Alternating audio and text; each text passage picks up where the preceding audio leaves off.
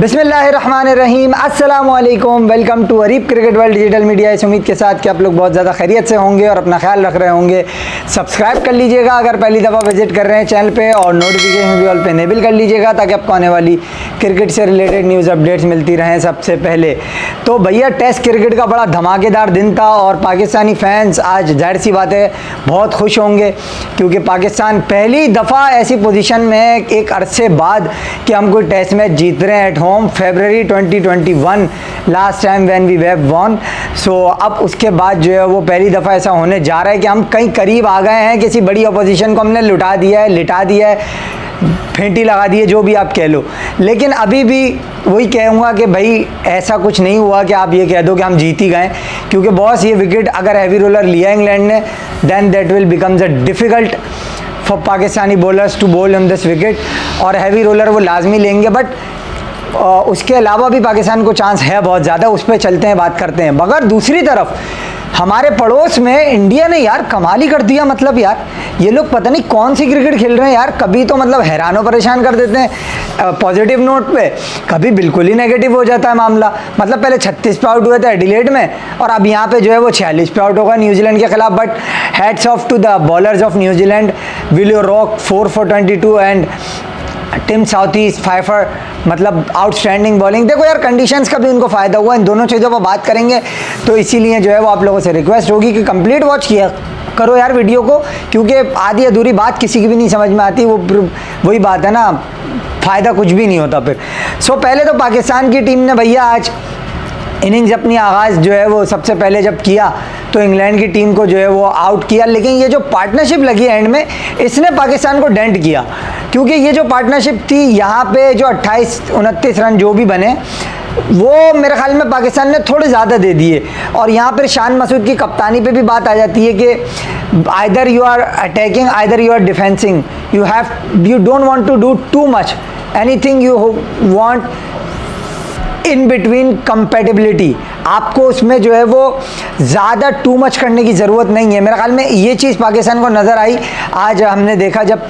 But still Pakistan ने 75 runs की lead ली, जो कि मिनिमम समझी जा रही थी इस विकेट के ऊपर। पाकिस्तान मिनिमम तो ले, मैक्सिमम तो फिर 100 हम चाह रहे थे, और हमारा भी यही था। मैंने भी यही बोला था कि यार 100 अगर लीड हम लेते हैं तो वो ठीक है, 100 की तक तो सही रहता। मगर वहाँ जो 25 रन हमें कम पड़े, और प्लस उसका जो अजाला किया वो किया जनाब सलमान अली आगा, और उसके अलावा साजिद खान की बैटिंग ने मतलब कमाल खेले दोनों यार, जवाब ही नहीं रखा।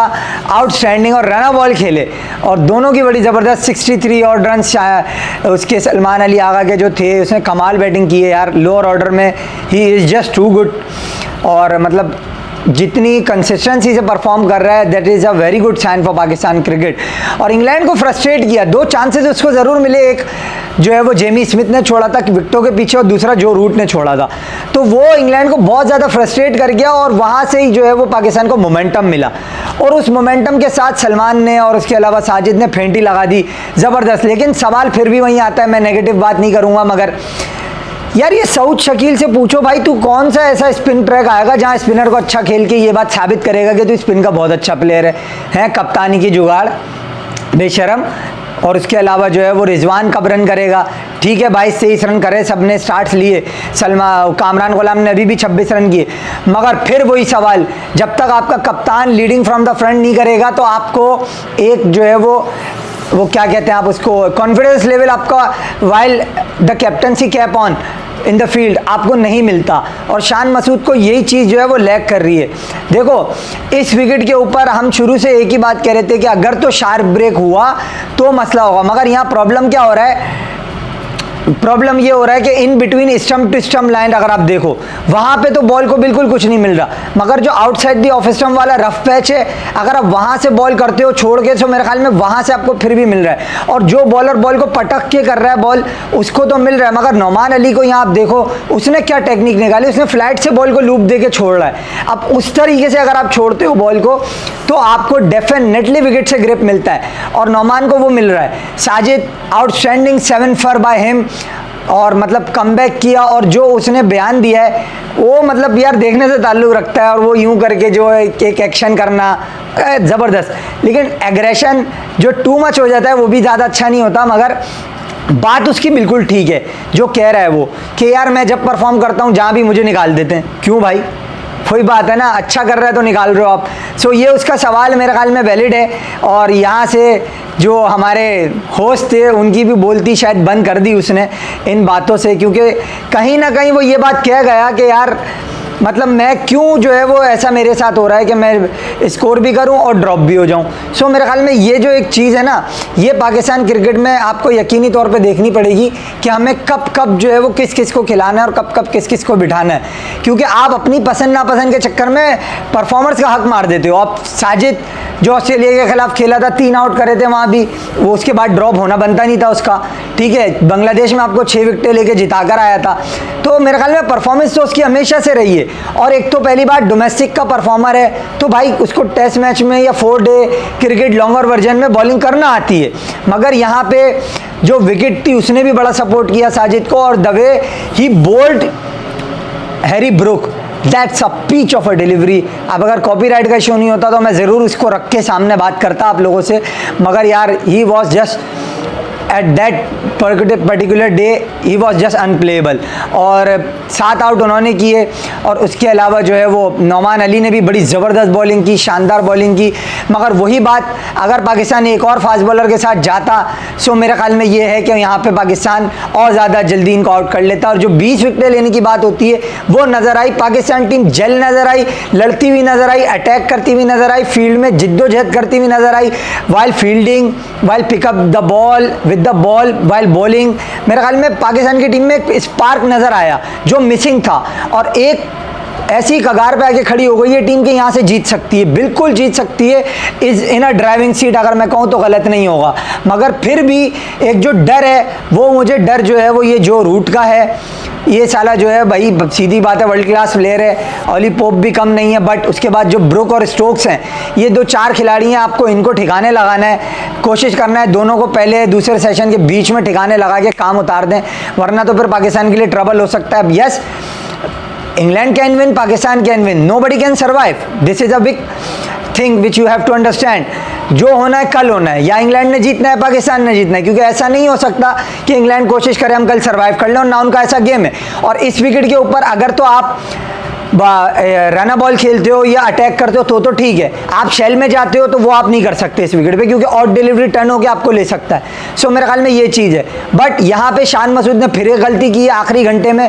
यार तुम कप्तान, इतने अच्छे ऑस्ट्रेलिया में कप्तानी की तुमने, मगर अब तुम उसके बाद वही हरकत है जाहिलों वाली, मतलब ना फील्ड तुमने लगाई, सिली मिड ऑफ नहीं लगाया, गली का फील्डर तुमने नहीं लगाया, चलो उसके सर के ऊपर से खेल रहा है तो तुम पीछे करके लगा दो थोड़ा सा, मगर नहीं, शॉर्ट लेग स्वीप।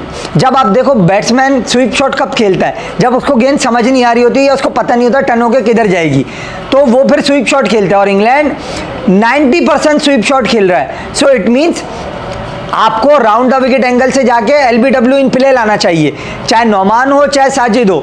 मेरे ख्याल में ये नौमान तो राउंड द विकेट कर भी रहा था, बट एलबीडब्ल्यू जब तक इन प्ले नहीं लाएंगे तो इनका स्वीप शॉट ब्लॉक नहीं होगा।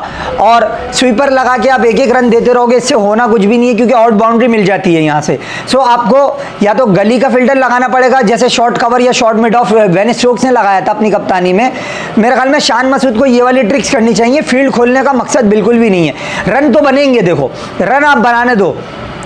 इस विकेट पे 250 भी रन लोग कह रहे हैं बहुत थे, बट मैं समझता हूँ ये रन भी कम है। But the way Pakistan bowled today in the last hour और सो लास्ट फ्यू आवर्स, मेरे ख्याल में यहाँ पे पाकिस्तान ने जो है वो बड़ी ज़बरदस्त बॉलिंग की, और जो 2 आउट कर लिए वो झटका लग गया इंग्लैंड को। अगर ये विकेटें नहीं गिरती इंग्लैंड की 2 तो मेरे ख्याल में बहुत हाई कॉन्फिडेंस के साथ आते हैं कल, लेकिन अभी जो है वो डरे हुए ज़रूर होंगे, क्योंकि ये विकेट 8 दिन पुराना विकेट है। ये 8 दिन पुराने विकेट पे बैटिंग करना इतना आसान नहीं होगा। But the way England approach was there in the test cricket, fearless Bazball, वो खेलने की कोशिश ज़रूर हुई आज, बट कामयाब नहीं हुए। अगर कल भी उसी तरीके की कोशिश करते हैं जो हमारे हिसाब से उनको करनी चाहिए, वो हमारे लिए फ़ायदा है, क्योंकि उसमें आउट होने का चांस ज़्यादा होगा। बट स्टिल आपको यहाँ पे वही बात मैं करूँगा, अगर हैवी रोलर इंग्लैंड लेता है तो आपको जो है वो क्रैक्स ओपन होने का इंतज़ार करना पड़ेगा दोबारा, विकेट के टूटने का इंतज़ार करना पड़ेगा दोबारा।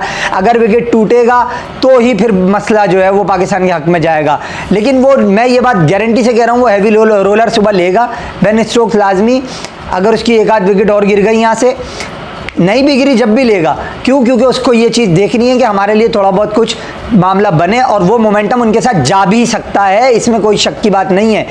लेकिन पाकिस्तान को हिम्मत नहीं हारनी, आपने अपने रफ पैसेज का यूज़ करना है, और जो पेस को वेरी कर रहा है साजिद, वही वाली चीज़ करनी है आपने। और प्लस शान मसूद साहब, खुदा का वास्ता है भाई, अटैकिंग कप्तानी करना, भले रन बन जाए कोई बात नहीं है, मार पड़े कोई बात नहीं है, आप जब तक अपने फील्डर्स को आगे नहीं लोगे, उसको ये नहीं दिखाओगे कि we are here to win, तो जब तक आपका कुछ नहीं होगा। दूसरी तरफ चलते हैं यार, वहाँ पे जो मामला हुआ है पाकिस्तान का, तो कल इंशाल्लाह दुआ करें सब लोग कि जीते पाकिस्तान, यार इंशाल्लाह जीतेगा भी, और पाकिस्तान का every chance Pakistan can win this, apart from 1 or 2 uncertain things which can go in favour of England, वो एक अलग चीज़ है, और अगर बहुत ही अच्छा खेलते हैं वो भी एक अलग चीज़ है, और पाकिस्तान बहुत बुरा खेलता है।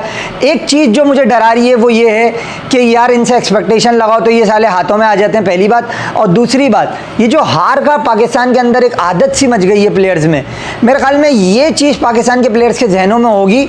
अगर ये चीज़ पाकिस्तान अपने जहन से निकाल दे और एक मोमेंटम के साथ जाए जो उनको मिल चुका है, सो मेरे ख्याल में Pakistan can be very dangerous for England, and every chance Pakistan can win, and no doubt Pakistan is in a driving seat, commanding position, best position to win from here, on a verge of victory.